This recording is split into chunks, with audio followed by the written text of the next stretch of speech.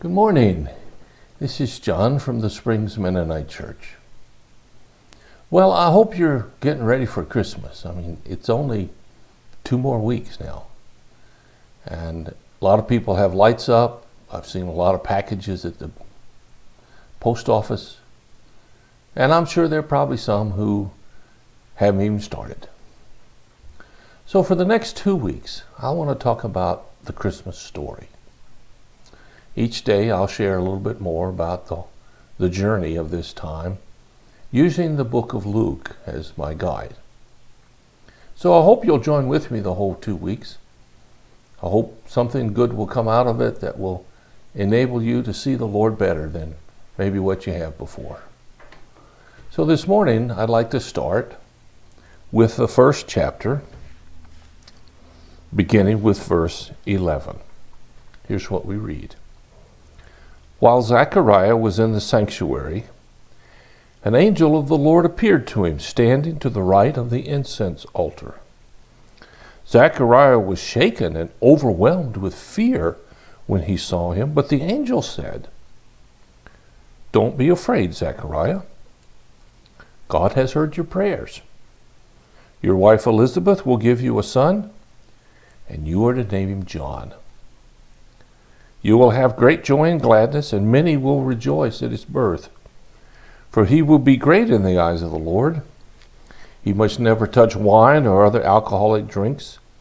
He will be filled with the Holy Spirit even before his birth." Well, I'm not sure how familiar you are with the Christmas story. I'm sure some of you know it better than I do, and others, maybe you haven't heard it very much. So I'm going to take a basic approach here and assume that the knowledge is small and go from there. So we start out with Zechariah, Elizabeth's husband, who's a priest. And in the Bible days, the priests,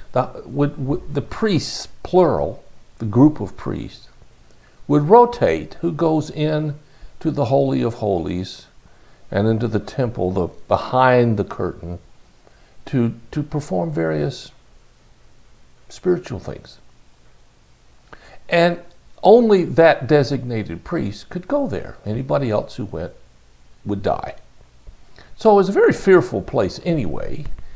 Probably nothing like you and I have any experience with. We don't have any.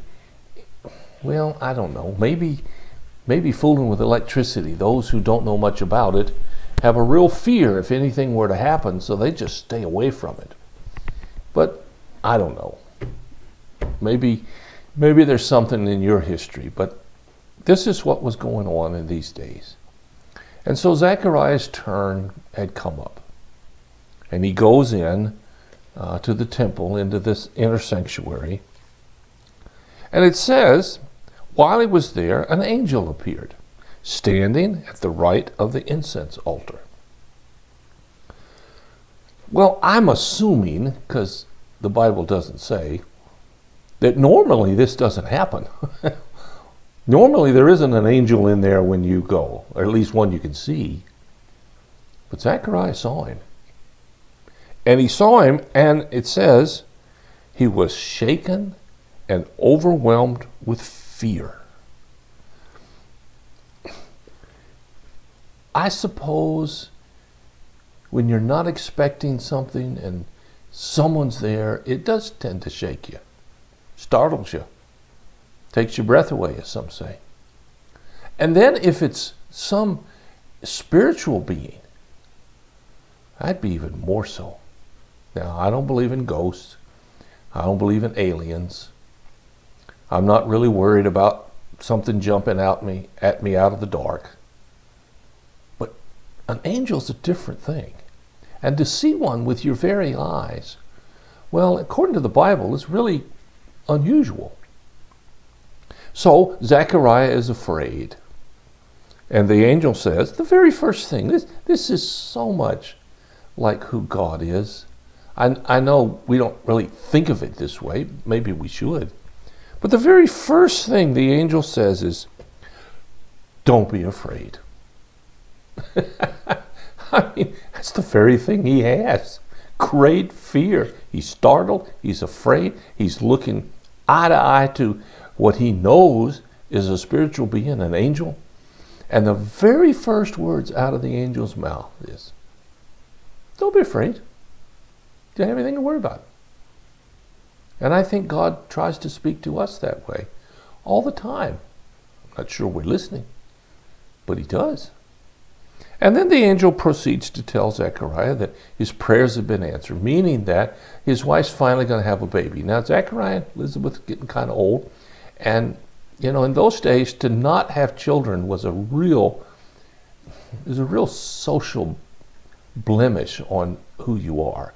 Obviously, there's something wrong because you're not. Now, they don't know about the medical end of this. They just think somehow they've done something to offend God, so they haven't had a baby.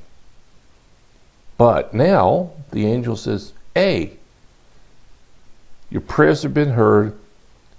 Your wife's going to have a son, and you're going to name him John. Well, the idea of having a son was fantastic because, I hate to say this, but women didn't count a whole lot in those days. The men, the sons, they were the ones that carried on the family name. Unfortunately, too many people still think that way, and that's sad because that's not how God intended it, but that was the culture in those days. So not only are they going to have a baby, but it's going to be a boy. But they're going to name him John. And that name doesn't fit with anything in Zechariah's history.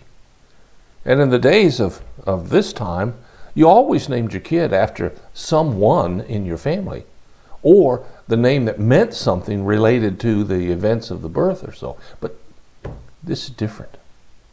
This guy's really going to be different. And so the angel goes on to say that many will rejoice at his birth, and he will be great in the eyes of the Lord. And he goes on to say that, you know, he's going to be filled with the Holy Spirit even before he's born. Now, at the time of this, people didn't understand that God filled people with the Holy Spirit. They understood that the Holy Spirit came and then left after a particular moment for a particular purpose, but not for this guy. This little baby is going to be fantastically special. Well, that starts us with the story of Christmas. Something unusual happens. Something special is happening. And I know we've got 2,000 years of talking about this and reading about it and singing about it and all that kind of stuff. We may not appreciate that specialness, but it still is. This is God's moment to speak up for you and for me. This is the moment in time when things are going to change. I hope you've experienced that moment personally. If you haven't, Christmas is a good time to do that.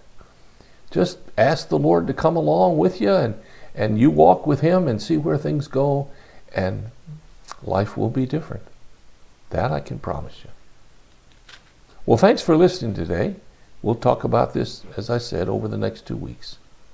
I wish you the best. If you have a concern or prayer need, let us know. We'll do whatever we can as fast as we can to help meet your need. Until tomorrow, God bless you. I'll talk to you again.